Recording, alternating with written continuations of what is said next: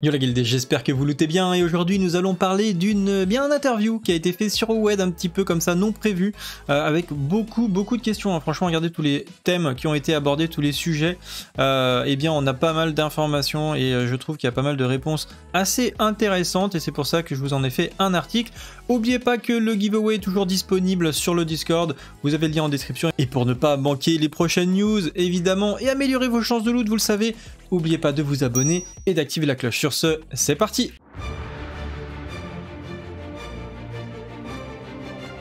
Alors, c'est sur le site WOED, vous avez la news complète ici, je vous l'ai mis évidemment le lien dans l'article si vous préférez la news en anglais. Donc on a eu Rod Ferguson, hein, qu'on commence à vraiment connaître dans le paysage de Diablo 4, et Joey Shelley qui sont directeurs de jeu et directeur général de Diablo. Et ils ont été interviewés par WED lors du PR Event donc à Berlin. Pour commencer, ils ont fait un retour sur la renommée et les hôtels de Lilith dans les systèmes de saison.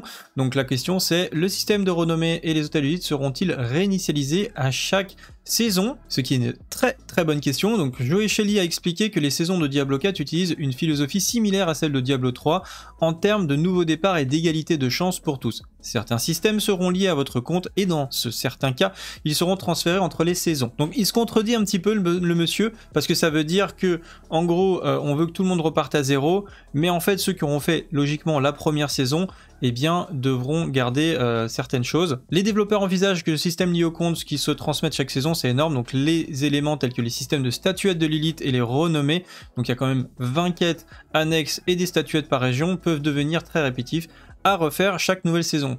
Effectivement, si à chaque saison vous devriez refaire tout, redécouvrir tous les hôtels de Lilith et refaire toutes les quêtes pour débloquer les niveaux de renom, c'est vrai que ça peut être assez embêtant.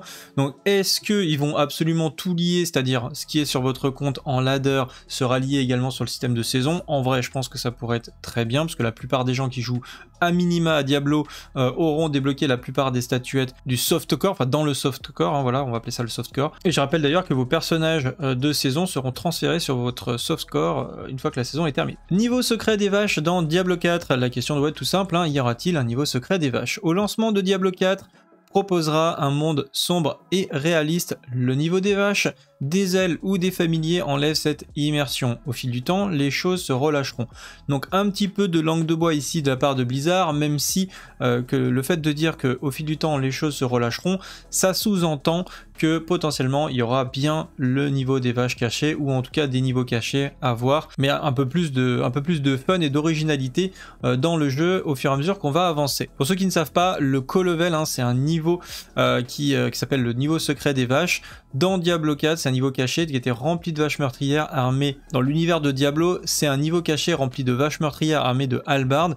Il est apparu donc pour la première fois dans Diablo 2 en tant que clin d'œil aux rumeurs qui circulaient d'un niveau de secret des vaches dans le tout premier Diablo, mais qui n'existe pas a priori, en tout cas personne ne l'a trouvé dans le premier Diablo. Et donc ce niveau il est devenu culte pour pas mal de raisons, hein. C'est vrai que c'était un côté un petit peu humoristique et ça, mais pas que, parce que c'était quand même un excellent spot de farm. Alors c'est pas forcément le meilleur spot de farm, je pense, pour ceux qui connaissent bien Diablo, mais pour à l'époque en tout cas, c'était un niveau assez facile et à gérer et à accéder, parce que les vaches étaient assez faciles à gérer également.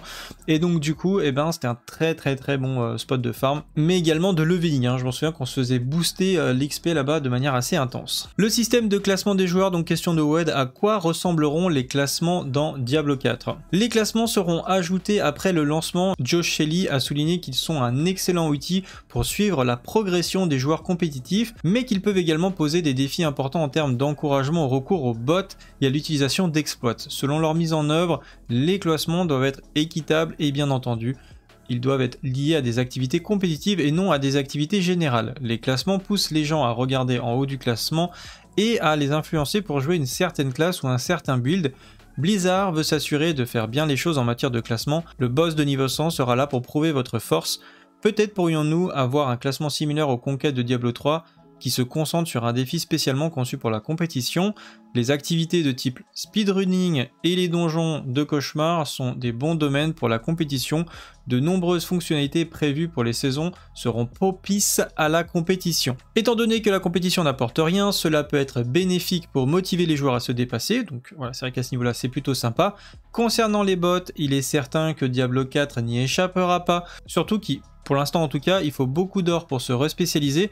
Dans ce cas, l'achat d'or pourrait être un service que l'on verra, ainsi que la vente de personnages directement équipés, étant donné que le commerce sera limité, et à ce niveau-là, je doute que Blizzard soit plus efficace que sur World of Warcraft. C'est-à-dire que l'or est échangeable, il n'y a pas beaucoup de choses qui sont échangeables dans Diablo 4, mais l'or fait partie des choses qu'on peut échanger.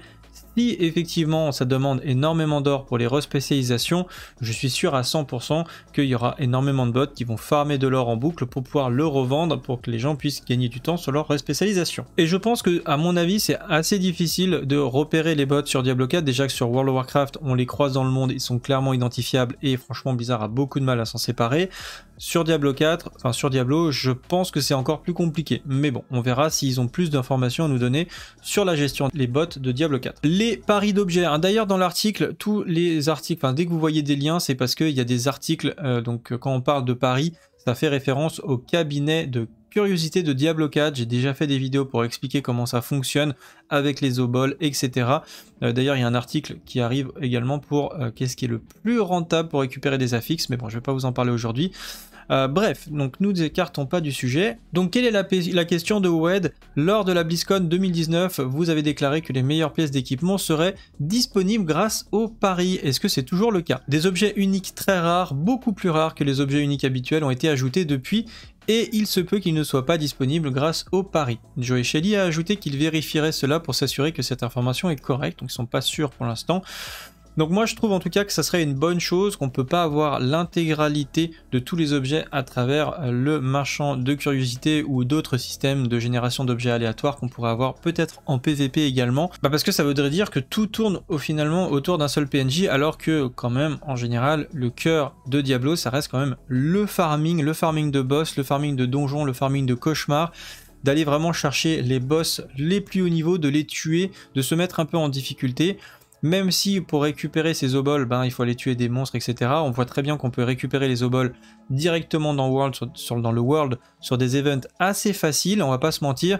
Donc récupérer les meilleurs objets du jeu parce qu'on a eu un coup de chance, je trouve ça un petit peu dommage honnêtement. Encore une fois, j'attends vos retours en commentaire et comme ça, je pourrai les traiter dans la prochaine vidéo. Les activités de clan, davantage de fonctionnalités pour les clans sont prévues après le lancement. Il n'y a actuellement pas de structure organisée pour combattre les boss mondiaux avec plusieurs groupes, mais Joey Shelley a ajouté que c'est une bonne idée. Alors là, je suis un petit peu sceptique parce que j'ai vu sur la bêta des choses un petit peu bizarres, genre les gens ils arrivaient à se grouper, à faire le boss, donc le boss mondial, le looter, dégrouper, regrouper avec un autre groupe, refaire le boss, etc. Et en une demi-heure, ils arrivaient à faire 20 fois le boss, donc looter 20 fois les légendaires. Donc je suppose que c'est pas normal et que ça va être corrigé. Mais on pouvait grouper sur la bêta. Donc est-ce que quand on va arriver dans la zone, ça va nous forcer de dégrouper, etc. Je ne sais pas.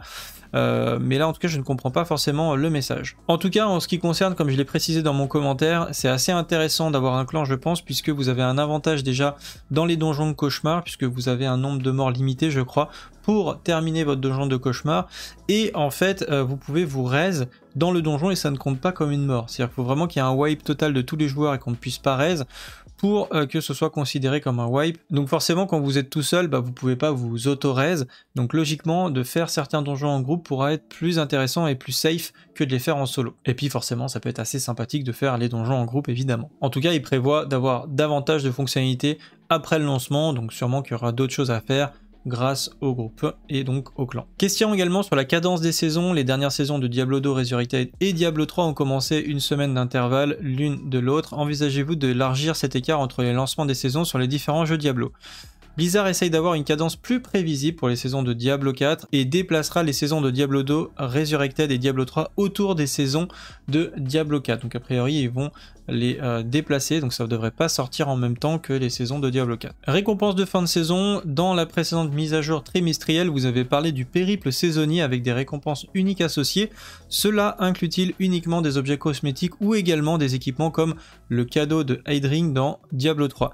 Joey Shelley a expliqué que le système de saison comprend des récompenses basées sur la puissance et n'est pas monétisé. Donc je sais pas exactement ce que ça sous-entend, mais des récompenses basées sur la puissance, on peut imaginer que c'est des bonus d'XP ou alors des bonus de loot, mais que c'est pas monétisé, donc ça veut dire que tout le monde y aura accès sans devoir payer a priori. Concernant les cosmétiques, quel type de cosmétiques pouvons-nous attendre? Une grande variété, y compris davantage de types de cosmétiques après le lancement.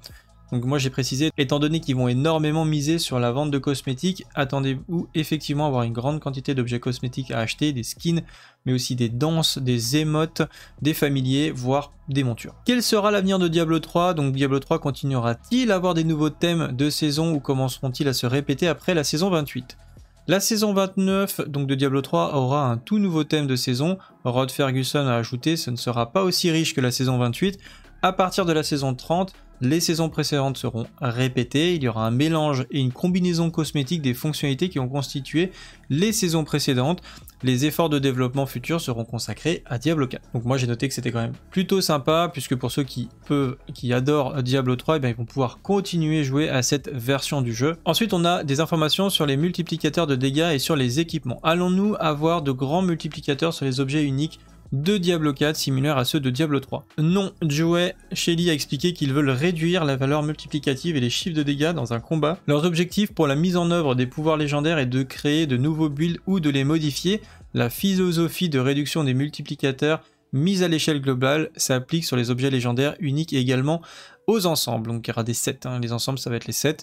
Joey Shelley a ajouté que les ensembles peuvent être excellents pour avoir un look cohérent et qu'ils peuvent être parfaits pour les nouveaux joueurs qui ne veulent pas créer leur propre build mais qui peuvent avoir des builds intéressants. Donc en gros, pour faire simple, pour les débutants, vous aurez des sets avec des affixes déjà un petit peu harmonisés et un skin plutôt joli, ce qui va vous permettre d'avoir un personnage un petit peu clé en main pour bien commencer le jeu, parce que c'est vrai que réfléchir à son propre build, même si vous pouvez vous inspirer de vidéos, de méta et d'aller farmer les bonnes pièces, ou en tout cas le temps que vous arrivez à avoir le build de vos rêves, les sets qui seront peut-être plus simples à obtenir devraient être assez puissants pour pouvoir avancer dans le jeu. Et ça je trouve que c'est plutôt bien pour les débutants. Utilisation des différentes raretés d'objets. En ce qui concerne la rareté des objets pour les personnages en fin de partie, chaque rareté d'objet aura-t-il un but dans Diablo 4 autre que les démanteler pour les matériaux de fabrication, ou porterons-nous que des objets légendaires? Joey Shelley a expliqué qu'ils ne s'attendent pas à ce que les objets normaux ou magiques soient puissants en eux-mêmes dans les builds en fin de partie.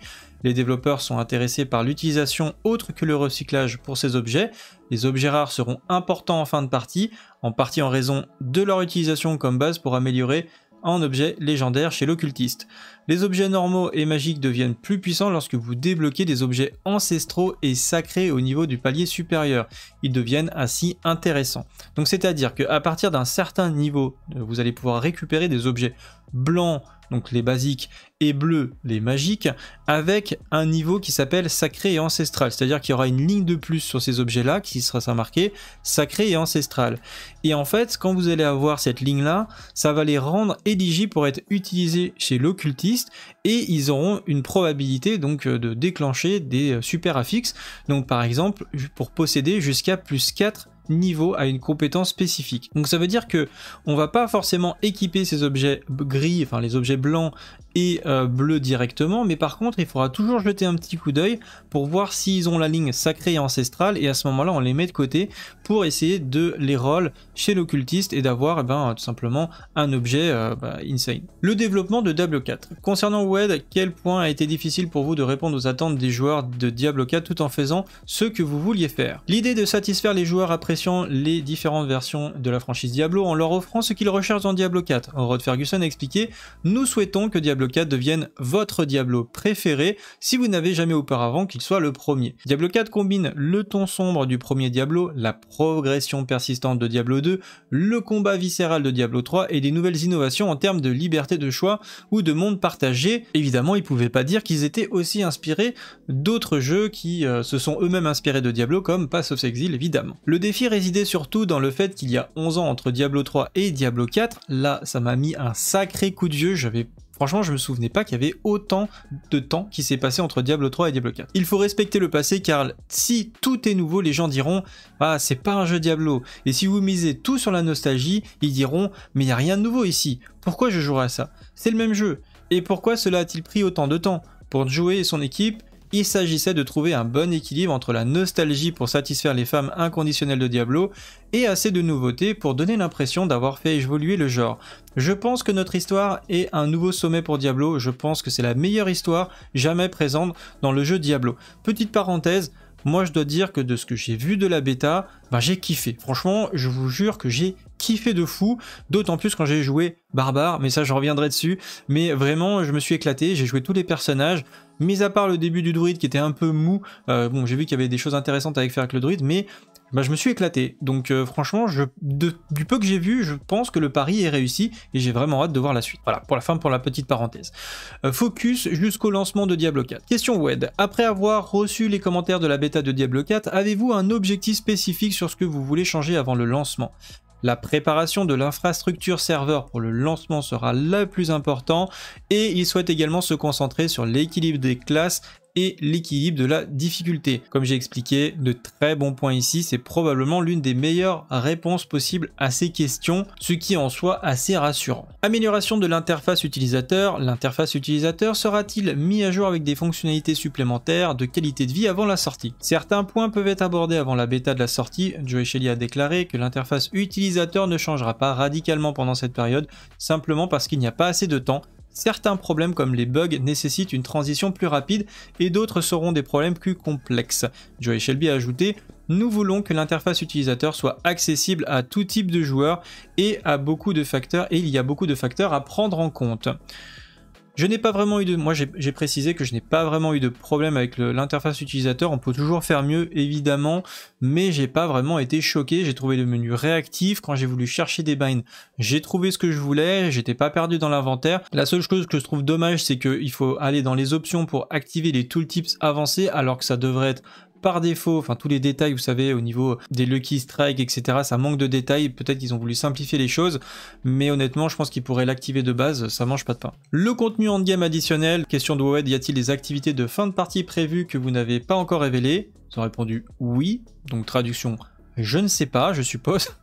En fait, je sais pas, ça se trouve il y en aura, mais voilà, en tout cas, il y a déjà quand même pas mal de choses à faire sur la sortie du jeu, et je pense que a priori, d'après eux, ils vont encore ajouter des choses, donc tant mieux. Onglet gemmes dans l'inventaire, oui, ça c'est quelque chose que j'ai entendu parler, donc question Wed, pouvez-vous ajouter un onglet de gemmes à l'inventaire? Le retour de la bêta seront transmis à l'équipe de développement, l'une des choses qui permet à l'inventaire onglet est d'avoir une certaine flexibilité quant à l'endroit où les objets sont placés. Donc moi j'ai dit que en fait, si tous les objets se rangent automatiquement, la gestion de l'inventaire devient un petit peu inutile, ce que je trouve, ça fait partie du charme du jeu en fait.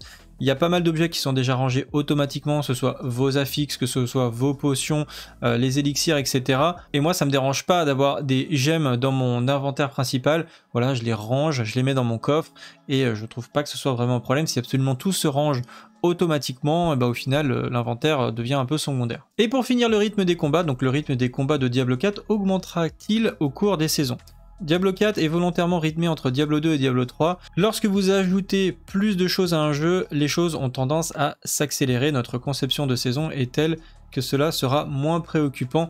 Donc évidemment, de toute façon, plus on maîtrisera le jeu, plus on connaîtra les différents chemins, les chemins les plus optimisés, les builds les plus optimisés, bah forcément le jeu va s'accélérer, les farms vont s'accélérer, les combats vont aller de plus en plus vite. Bah c'est comme ça, hein, ça se passe comme ça dans les Diablos. Donc voilà, la question est pour moi, la réponse est plutôt pour moi évidente. Bon, et ben voilà, c'est tout pour cette news. Il y a quand même pas mal d'informations. J'espère que ça vous aura plu évidemment. Si c'est le cas, likez et partagez. En attendant, les informations commentaires du 20 avril, hein, même si je pense qu'il y aura d'autres informations qui devraient arriver dans la semaine. Donc à mon avis, il y aura de quoi vous faire encore une news la semaine prochaine. Mais d'ici là, je vous prépare des informations complémentaires et notamment des articles sur la section ici qui va se trouver là, les builds. Donc je vais finir les builds sorciers, je vais essayer de vous trouver à peu près 3 builds par classe et vous faire une vidéo par classe afin que vous ayez des builds intéressants si vous ne savez pas sur quoi partir pour la sortie de Diablo 4, comme ça peu importe sur quelle classe vous allez jouer, et bien hop, vous aurez des petits builds de base que vous pourrez modifier évidemment à votre convenance, mais ça vous donnera une petite structure comme ça si vous savez pas sur quoi partir. En tout cas pour ma part c'est tout pour aujourd'hui, je vous souhaite à tous évidemment un très bon week-end, salut à tous, salut à Guil, ciao.